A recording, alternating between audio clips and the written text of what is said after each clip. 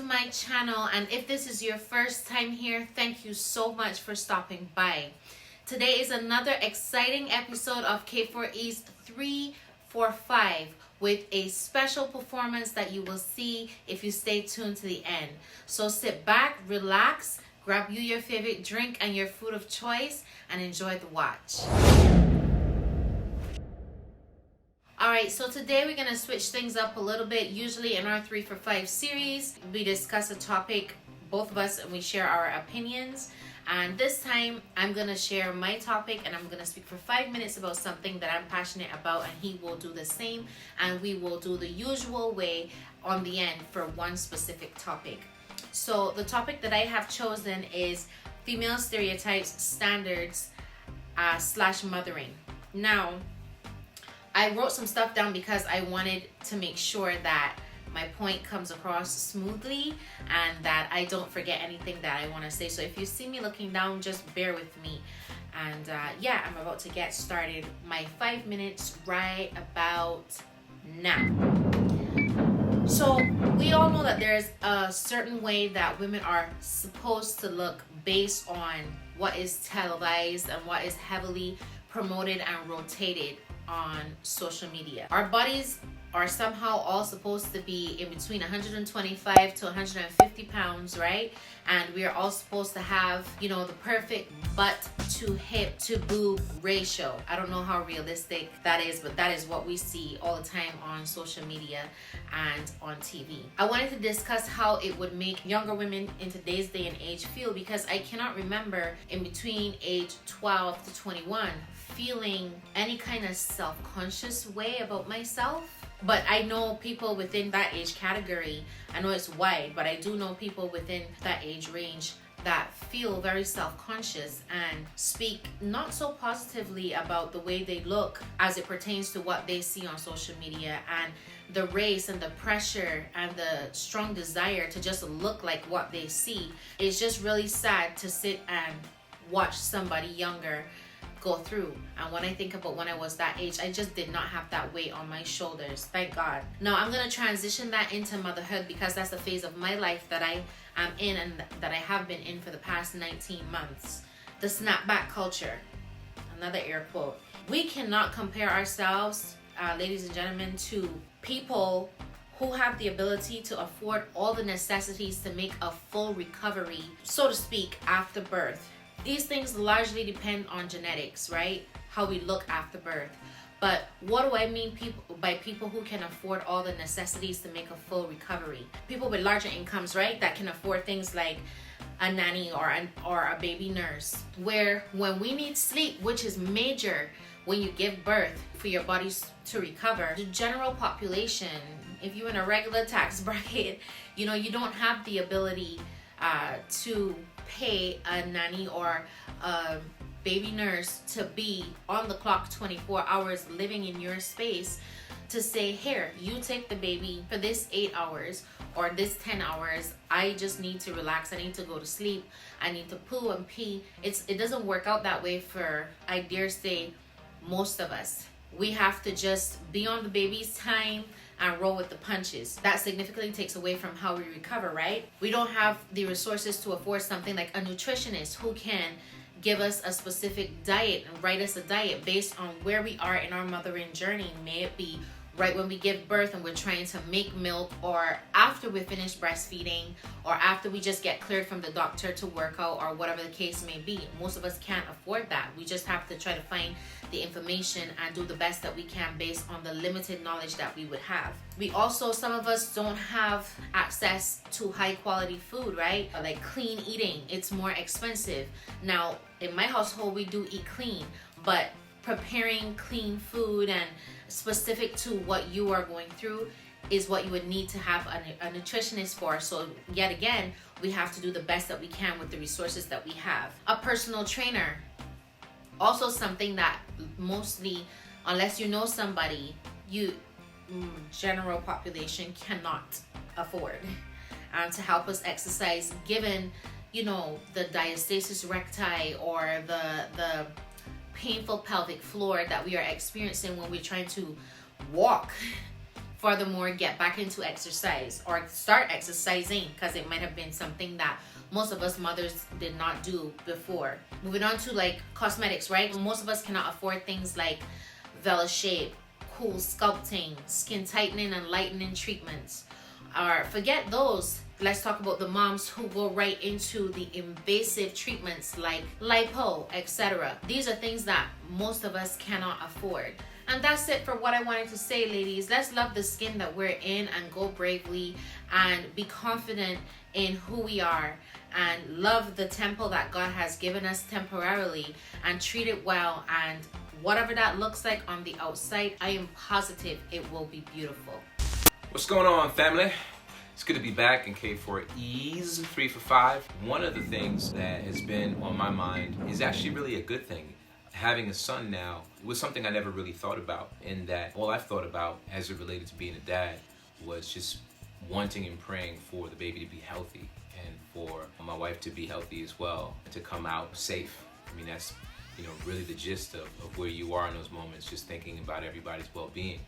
But one of the things that I see in my journey with being a father to a son is that there's a different way that I've noticed that men are with their sons in terms of their affection. And I've noticed that for some reason, men maybe are apprehensive, maybe are afraid, or just don't particularly have the normal ways of showing their sons affection by just kissing their sons and embracing their sons.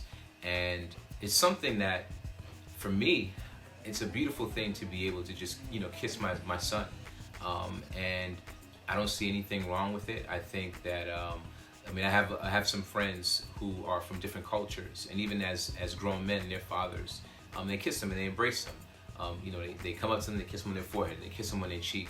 And, I wasn't particularly raised that way. I didn't necessarily feel that my father loved me any less because he didn't show his love for me in that way. But at the same time, because it's something that comes natural for me to my son, it's something that I intend to continue to do as he gets older. So I just think that it's really important for you to not feel like you have to fall into any kind of societal norm, even as it relates to, showing affection. And I think that it's something that's allowed me to just love on him in a way that just feels very authentic and very real and very beautiful. And we get to connect with one another. There's nothing wrong with it. There's nothing that breaks away from masculinity. There's nothing about it that should be concerning. So I just want to encourage old dads out there, if you're a dad of a son, that's okay to kiss your son. It's okay to embrace him. It's okay to hug him, kiss him, hold him, and let him know your love and affection in that way. I think it's something that if you haven't done it before, that it's okay for you to begin to just not hold back something as simple as what it would feel like for your son to feel your embrace as a dad. I think that it's very easy for us to think that that's something that's only supposed to go from a father to a daughter or for a mother to a son. But as a man, I can tell you that I look forward to just kissing him all over when I come home. So take that, chew on that, and I guarantee you that you will begin to just explore different parts of your heart and be able to share those different parts of your heart with your sons out there, fathers. All right, so that's my piece. I'm going to bring back the star of K4E right about now. Third topic. What are we going to talk about for the third topic? Baby names, because we're having a baby. So it is a topic. It comes up a lot. Every time somebody gets pregnant, is about to have a baby, they have to really think about what the name of the baby is. And it's easy for people just to walk up to me all the time, or you about to have Junior or Juniorette. I'm like, I'm not having anything. That's not possible. But we did feel it was necessary to talk about like what your names should be and shouldn't be. This is all opinion based. This is just like, kind of what we think about, what we like. So if we're thinking clearly, please, family, don't name your kids after what you were drinking the night you met your, significant other. So no, Lil Moad, Lil Cristal, come over here, Lil Cristal. You actually put that on a United States birth certificate. Come here, Lil Alizé. Don't name your kids after the car that you made your baby in. Mercedes, come here. Come here, Lyft. You're gonna offend somebody. Come here, Lil Ubo. Don't do that. Don't name them. Don't name your kids after like an athlete, okay? Come here, little Michael Jordan. Michael. The first of all, his name is Michael, not Michael. Come here, little Michael Jordan. I know somebody who named their child Shaquille O'Neal. I can't remember what their last name. Their last name is probably like Jenkins, Jones, something. But their first and middle name is Shaquille O'Neal, and then whatever their last name is. They done ruin this boy's life forever. And he's gonna have to spend money and change his name to something because he ain't getting no job. So yeah, with that being said, I'm not looking for juniorettes or juniors. But we do like for the names to have some kind of meaning. So with that being said, would you like to tell them what we're doing as it relates to this naming situation? Okay, so we're going to invite you guys to throw some names in the comments based on what our requirements are.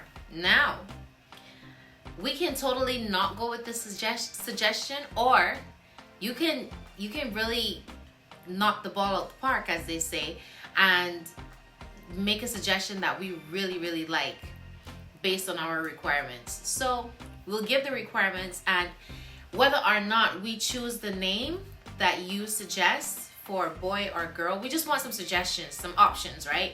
Whether or not we do or don't choose the name that we like best, based on what is in the comments, we will send you some K4E merch, and you will get to make a choice for what you've seen appear on the channel. We have t-shirts, we have masks, we have mugs, and we have caps for males, right?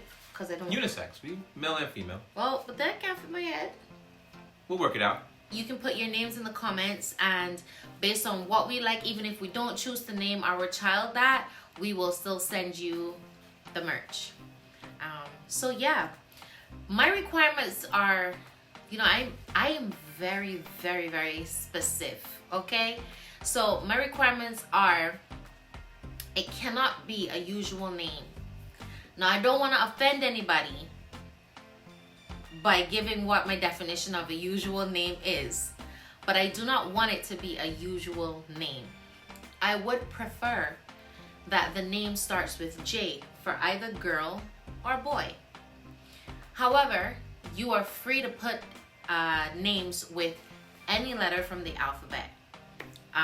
Obviously, because the letters only exist in the alphabet. Yeah, but yes, you can put any letter that you want to and make a suggestion.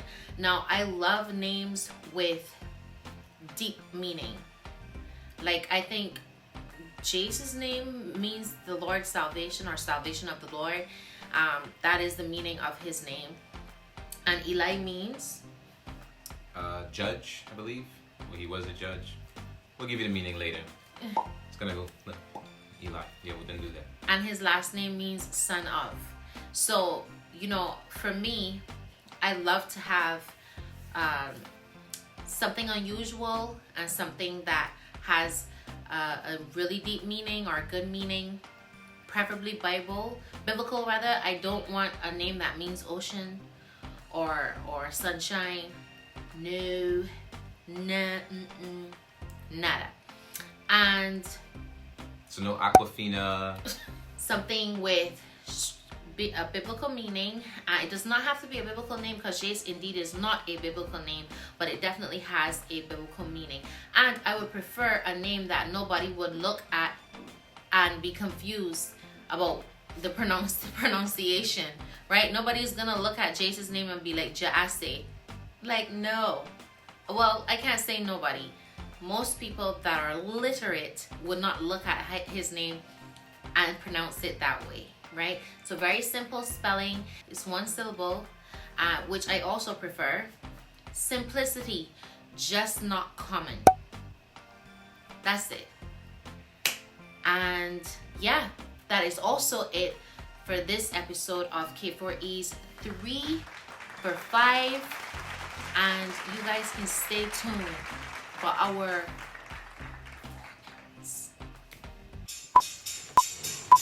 When it sounds small, let me see if you got baby mama. This your song, been pregnant for way too long. And tell the DJ turn it up. If she your baby mama, Go ahead. she gon' do that baby mama. Work. She gon' put it on you. Uh-huh. She gon' do that baby mama. Drop, Drop drop, it down, drop, drop it down, down, low. drop, drop, Drop it drop, down, drop, drop it down, down, low. drop, drop, Drop it down, drop it down, down, low. Do the baby mama when I step out on the floor. 1 month, 2 month, 3 month, 4. Hit the baby mama when I'm stepping through the door. Yeah, I'm pregnant, but I got an ill flow. Tryna make some money, buy some huggies from the store. S to the T, A, double R, K, to the E, I, S, A, J. And I don't play. Doing my work, but I'm still doing moves like Beyonce. Yeah, I said I'm pregnant. Get the child support and pay my rent. Your opinion is irrelevant, cause I'm a baby mama. I can do just what I want. Turn up. If she your baby mama, she gon' do that baby mama. Work. She gon' put it on you. Uh-huh. She gon' do that baby